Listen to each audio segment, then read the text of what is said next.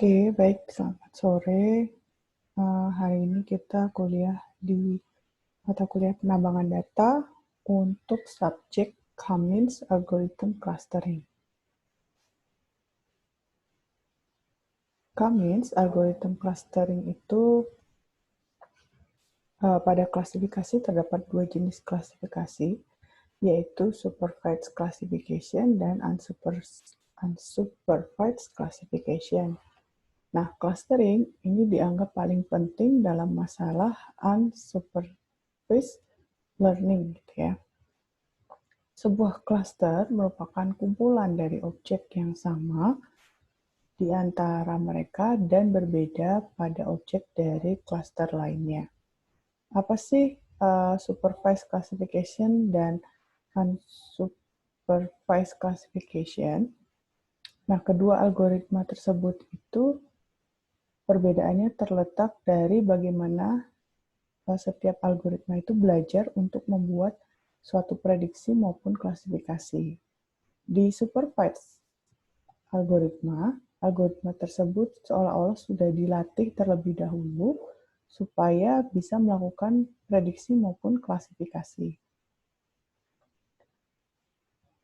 Di mana di sini supervised classification itu harus memiliki input dan output yang dapat dibuat sehingga dia bisa menjadi model hubungan matematis antar prediksi berikutnya, gitu ya. Contohnya gini, misalnya ada satu provider di Indonesia, itu dia mau melakukan peramalan tentang pengguna website dalam 5 bulan atau 6 bulan ke depan. Nah, dia akan menggunakan direct analisis waktu dari perilaku konsumennya ini. Nah, di situ dia butuh data-data training sebelumnya itu untuk bisa melakukan peramalan penggunaan pengguna website dalam kurun waktu sekian bulan ke depan. Nah, dengan seperti itu, dengan adanya data latih atau data training tersebut, akan didapatkan suatu model untuk selanjutnya bisa dilakukan peramalan. Jadi kesimpulannya, supervised learning itu atau supervised classification itu dia memerlukan suatu data latih dalam melakukan prediksi maupun klasifikasinya. Ya, contoh dari algoritmanya itu ada analisis deret waktu, decision tree, if bias, dan lain-lain. Ya. Sementara kalau unsupervised learning itu dia tidak menggunakan data latih, jadi kebalikan dari supervised classification. Nah, dia si unsupervised learning ini dilakukan berdasarkan model matematisnya.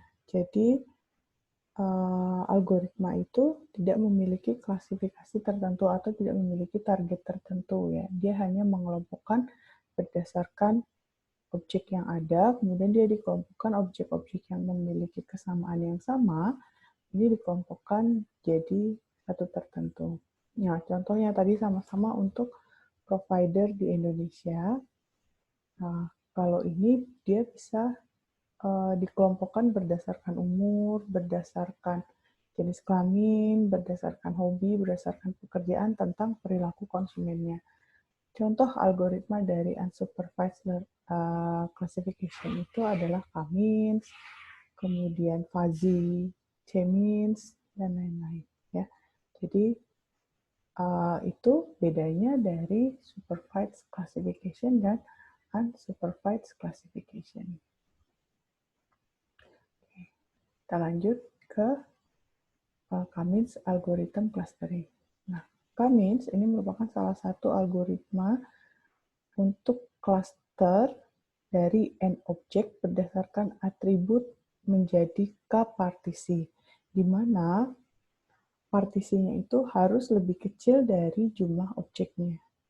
Ya, secara umum, Cummins clustering merupakan salah satu metode data clustering non-hierarki yang mengelompokkan data dalam bentuk satu atau lebih dari cluster atau kelompok. Cummins memiliki kelemahan Jika jumlah datanya tidak terlalu banyak, maka mudah untuk menentukan klaster awal. Tapi kalau misalnya datanya banyak, nah untuk menentukan klaster awalnya agak susah. Jumlah klaster itu sebanyak K harus ditentukan sebelum dilakukan perhitungan. Tidak pernah mengetahui real cluster dengan menggunakan data yang sama. Namun jika dimasukkan dengan cara yang berbeda, mungkin dapat memproduksi klaster yang berbeda jika jumlah datanya sedikit.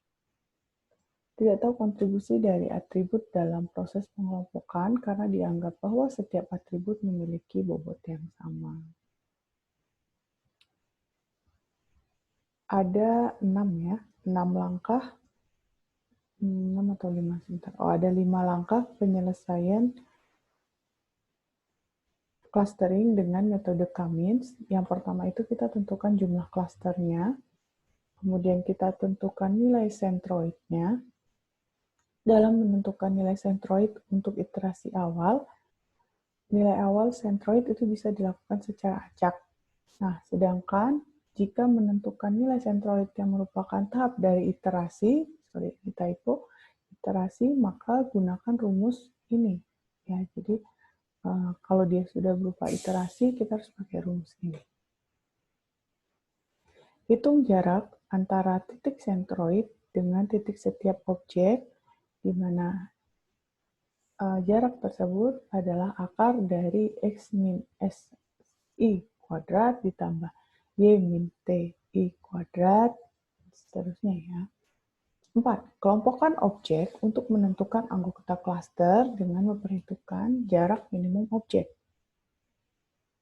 Kembali ke tahap 2 dan lakukan perhitungan hingga nilai sentroid yang dihasilkan tetap dan anggota klaster tidak berpindah ke klaster yang lain. Jadi, clustering dengan algoritma K-means ini akan berhenti jika setiap datanya itu sudah ketika dilakukan iterasi dia tidak berpindah klaster atau klasternya sama.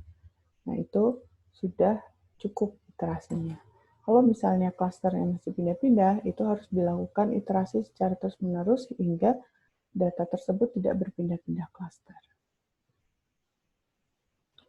Flowchart K-means, ya, K-means clustering dari tadi algoritmanya. Jadi pertama itu tentukan jumlah klasternya, kemudian tentukan nilai sentroidnya, hitung jarak objek atau data ke sentroid, kelompokkan jarak berdasarkan minimum, jarak minimumnya ke sentroidnya yang terdekat kemana.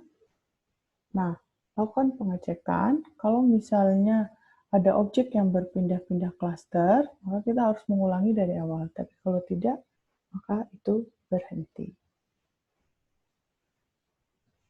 Oke.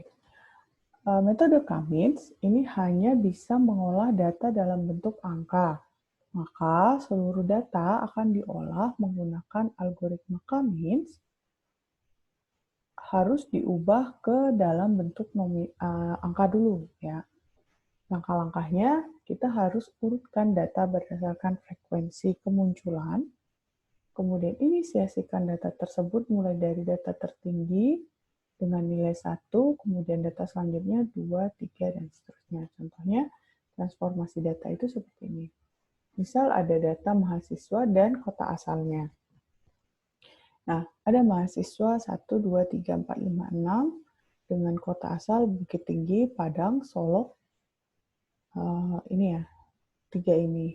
Nah, kemudian hasil transformasi tadi, karena K-means itu hanya bisa mengolah dalam bentuk angka, maka kita kelompokkan dari ada 6 data ini, ada 3 kota asal, yaitu Bukit Tinggi, Padang, dan Solo. Frekuensinya, Bukit Tinggi ini sebanyak 3 kali kemunculan, kemudian Padang ini 2 kali, dan Solo 1 kali. Tadi, seperti sebelumnya, frekuensi dengan nilai tertinggi itu kita beri nilai 1 atau inisialnya 1. Ya, maka di sini Bukit Tinggi itu frekuensi kemunculannya paling tinggi, maka ini inisialnya 1, Padang itu 2, dan Solok itu 3. Seperti itu. Ya. Begitu untuk teori K-means. Nah, selanjutnya Untuk penyelesaian kasus dengan algoritma K-means, ada data ini adalah data nilai suatu kelas di sekolah menengah, ada 12 siswa dengan data matematika, fisika, kimia, biologi, sejarah, akuntansi, sosiologi, dan geografi adalah persebarannya seperti ini nilainya. Kemudian kita diminta untuk melakukan klasifikasi pada data ini. Yang pertama harus dilakukan adalah tentukan pusat awal klaster atau sentroidnya. Nah, misal kita mengambil data kedua dan data kelima. Penentuan awal ini dibebaskan, ya. Jadi tadi seperti tahapan pada K-means itu nilai sentroid untuk pertama bisa dilakukan secara random, ya, atau acak. Dalam menentukan nilai sentroid untuk awal iterasi, nilai awal sentroid dilakukan secara acak. Ya, misal untuk data ini kita ambil data kedua sebagai klaster ke-1 dan data kelima sebagai klaster kedua. Jadi yang akan kita ambil adalah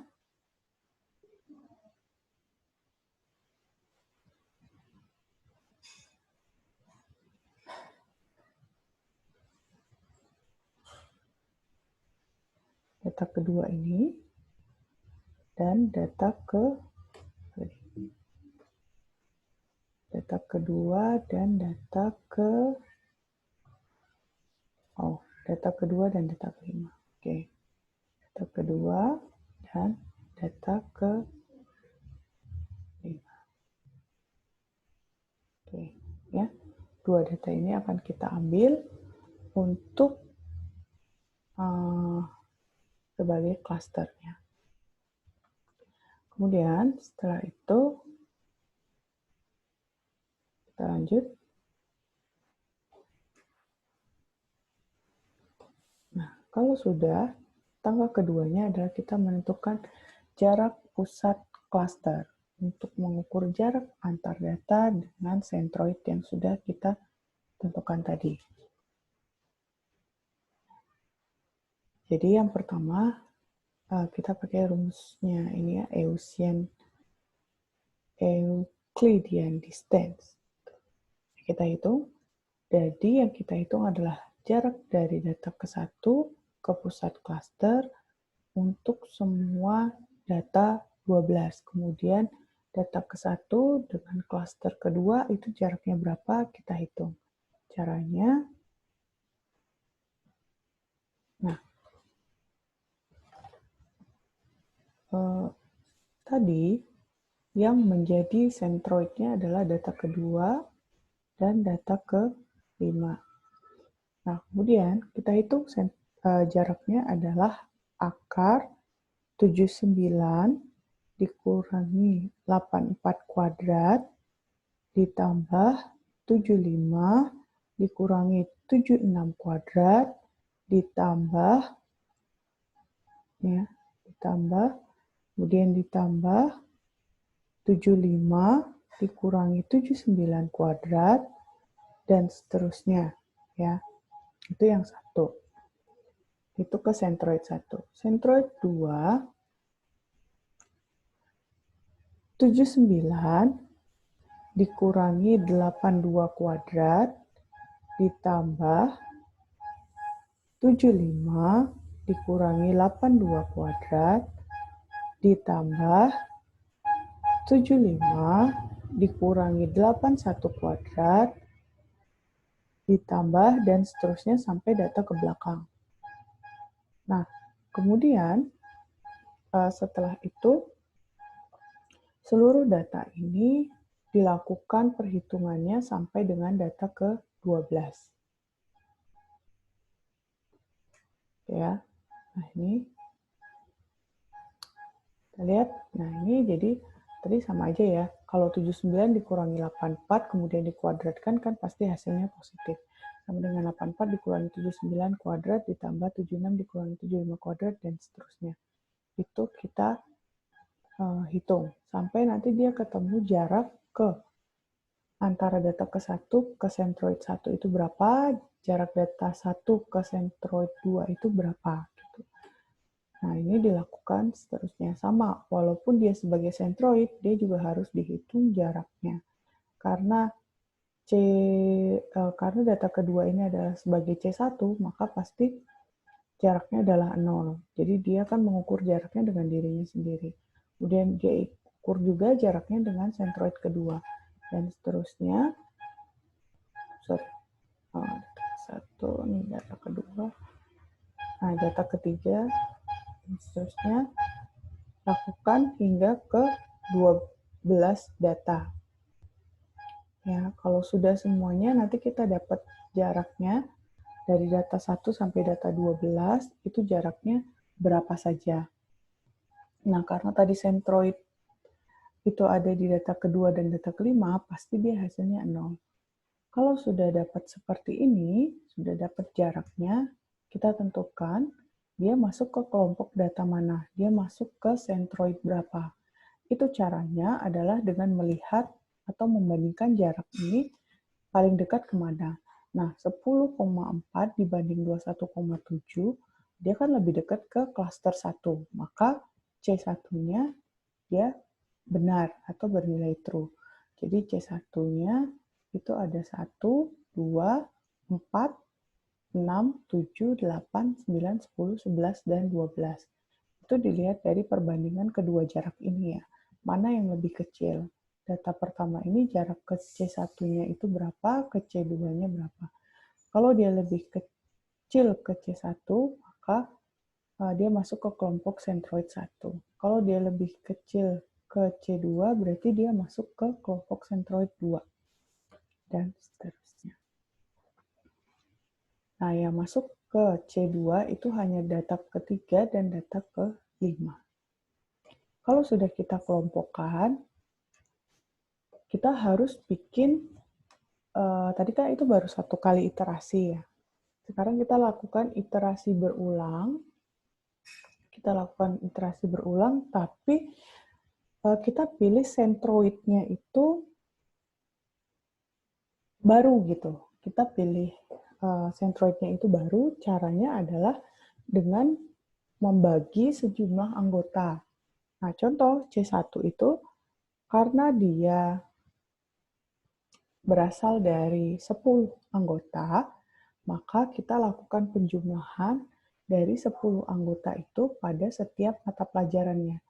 Nah, tadi yang masuk ke C1 adalah 1, 2, 4, 6 ya. 1, 2, 4, 6, dan seterusnya. 1, 2, 4, 6, dan seterusnya. 1, 2, 4, 6. Ya, berarti untuk centroid pertama, iterasi kedua, kita untuk nilai matematika kita tambahin 79 ditambah 84 ditambah 78 ditambah 75 tambah 77 tambah 77 tambah 79 tambah 80 tambah 76 tambah 80 dibagi 10 dan seterusnya ditambah nilai fisika dari yang centroid pertama, nilai kimia dan seterusnya dibagi 10 dan seterusnya sehingga kita dapat centroid yang kedua itu adalah ini ya, 78,5, 76,2, 75,3 ya, ini untuk nilai matematika, nilai fisika, biologi dan seterusnya. Ini jadi centroid pertama. Kemudian untuk centroid kedua, karena hanya 2 data, berarti data ketiga dan data kelima ya. Data ketiga dan data kelima ini dijumlahin dibagi 2, ini nilai matematika, fisika, biologi, dan seterusnya.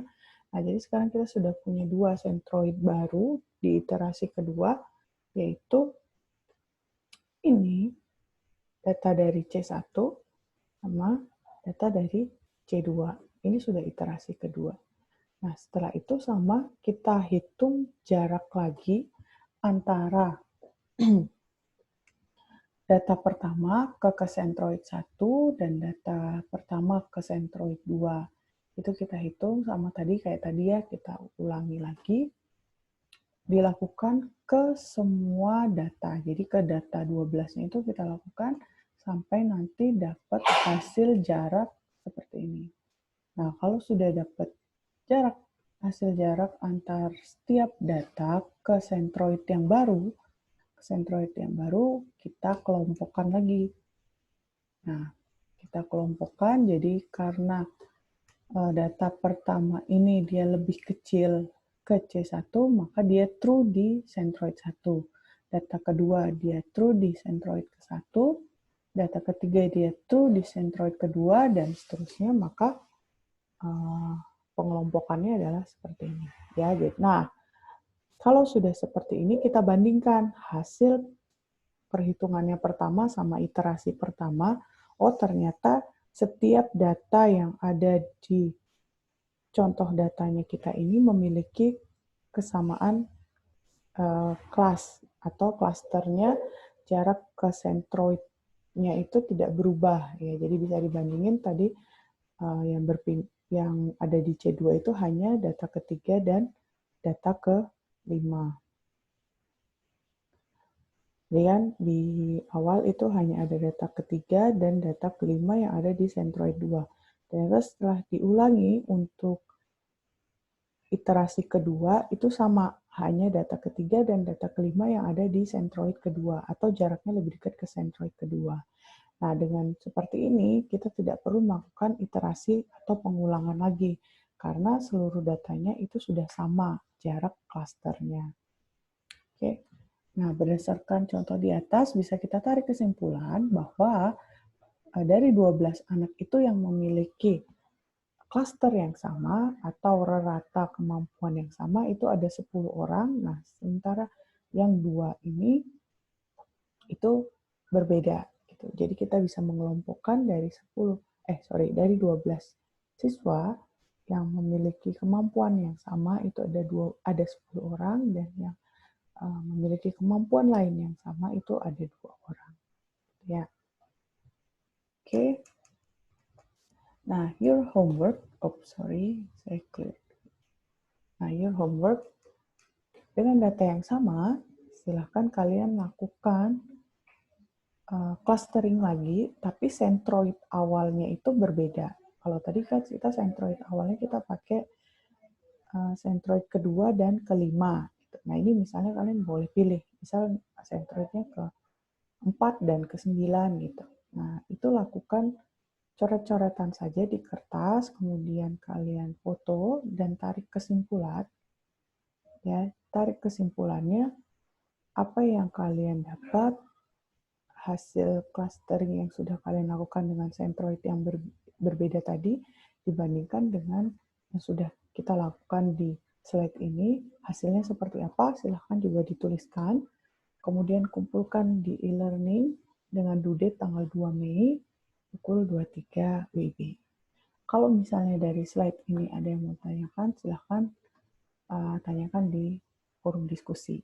Ya, saya akan buka forum diskusi di e-learning. Oke, begitu dari saya untuk mata kuliah penambangan data, program studi S1 Sistem Informasi, Fakultas Informatika, Institut Teknologi Telkom Purwokerto. Nah, saya Cecilia Tiasa Fitri, mohon undur diri, kurang lebihnya mohon maaf, terima kasih, dan selamat sore.